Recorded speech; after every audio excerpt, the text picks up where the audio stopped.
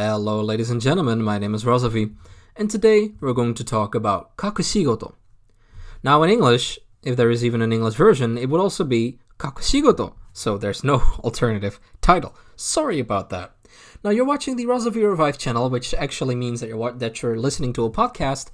The visuals on the screen, they are not that important. Feel free to look at them, sure, but I'm only going to use like 3 or 4, hell, maybe even 2 GIFs that are constantly repeated, and that's about it. This video is truly meant for people to listen to and maybe do other stuff while listening to it. So feel free to do so. Don't feel bad about doing other stuff while watching my video, or listening to my video, I should say.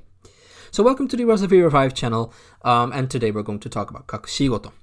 Now, what is it about, is it worth watching? Why do I like it, or why don't I like it? And should you watch it if you haven't watched it yet? Let's get started. Now, Kakushigoto is actually about a guy called, well, it's actually pretty funny. The name is kind of funny. He's called Kakushi, and then his last name is Goto, so Kakushigoto. And Kakushigoto is actually a play on words because Kakushigoto in Japanese could be a thing that you want to hide. You could translate it into that. But Kakushigoto, you could also, if you write it differently, it could also mean a secret job or a hidden job. And Kakushigoto, right, that guy, he actually tries to hide his job. So it's a play on words, basically. And he wants to hide his job from his daughter. His daughter is called Hime. And he wants to hide his job because he creates manga, but this manga is kind of it's kind of dirty, and he doesn't want his daughter to find out that he writes these dirty jokes for his manga. So he pretends that he is just a salaryman, right? That he just works for a big company, and that's how he makes his money. But in real life, he doesn't. He makes manga. He's a mangaka, and the story mainly revolves around Kakushi and his daughter Hime, but we also have side characters, of course, that actually are quite prevalent in this story and that actually serve quite a big role in this story because most of the times, not always, but most of the times, if we only have father and daughter, if that's the only story, like if they're only on the screen all the time and we don't have any side characters, it's actually quite a dramatic anime. And that's kind of interesting because this anime doesn't really have a drama tag. This anime actually has a comedy tag and a slice of life tag. Yet it's still, when we have father and daughter alone, and that's we only have them in the story.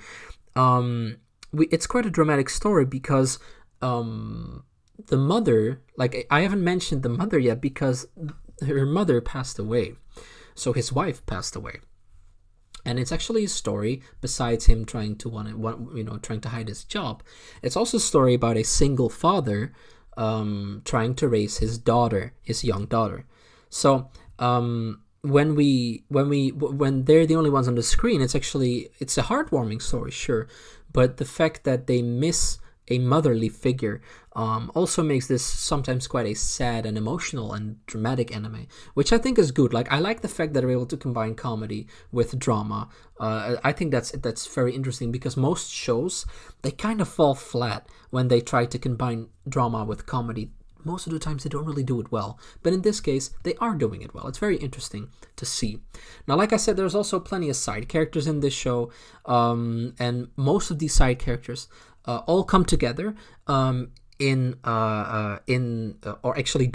Kakushi, so the father's work, because they are his assistants. They help him create manga. Now, it's not fully the case because there's also, for example, Nadira, who is actually she's kind of like the housekeeper for the Goto family, and we also have Hime's teacher, right? She's also an important side character that shows up a lot.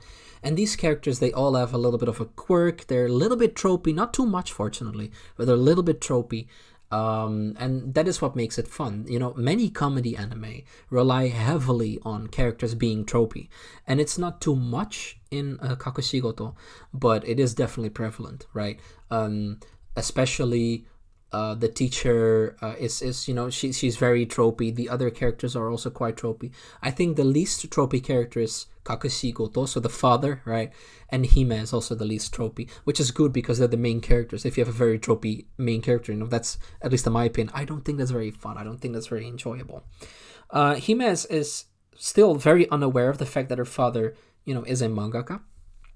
But actually, I won't spoil too much, of course, but eventually she sort of kind of finds out. Like, we actually skip in there's kind of like time skip sometimes, and we don't fully understand what is happening in the time skip, because Hime is then, well, not necessarily all grown up, but we can see that she's then a teenager, like maybe 16, 17 years old, and her father is also not present. So that kind of leaves us thinking, is he dead too? Or like, where is her father? Because her mother already passed away. Did her father also pass away? Is that the case? Or like, why is she alone in this house? So the time skips are also a very neat thing that they are doing in this anime. I would actually, I'm actually, even now, I'm still thinking about maybe buying the manga, because I'm very curious to see the end of this story, because the manga is finished. I think it finished in 2020, so it's already done for more than a year now. And I'm just curious to see where this story would end. So yeah, I am thinking about buying this manga. I have no idea if the manga is also available in English. Truly, I have no clue whatsoever. If it is, then buy it in English if you're also interested. I'm gonna buy it in Japanese, but actually, I'm looking here on this website right now. I actually have a website open right now, and it seems like there's also an English version. So that's good. So if you want to read in English, it should be available somewhere. So yeah, Kakushigoto is definitely worth a try, especially if you're into slice of life. This anime will definitely surprise you in some way or form, for real, because although it's comedy heavy, it is the drama moments, they do hit you sometimes. It's very... you can feel the loss of these people, because you can feel the loss of their mother and wife in this anime, and that makes it a very interesting watch. I really like this anime, and the comedy is good as well. It's very, very funny. Not always. Sometimes it's a miss, but that's with almost every single comedy anime out there. So that's not a weird thing.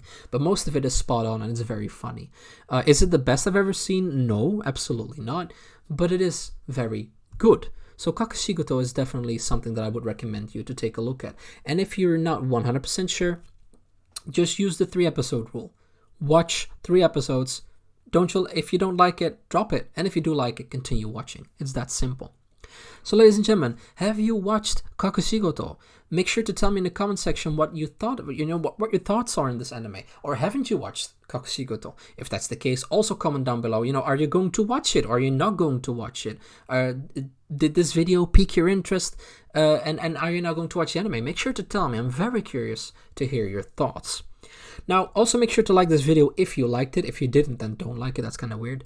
But yeah, thank you very much for watching. I appreciate you sticking to the end of this video. So thank you very much. Ladies and gentlemen, I was Razovy. You were you. And I will see you guys later. Goodbye.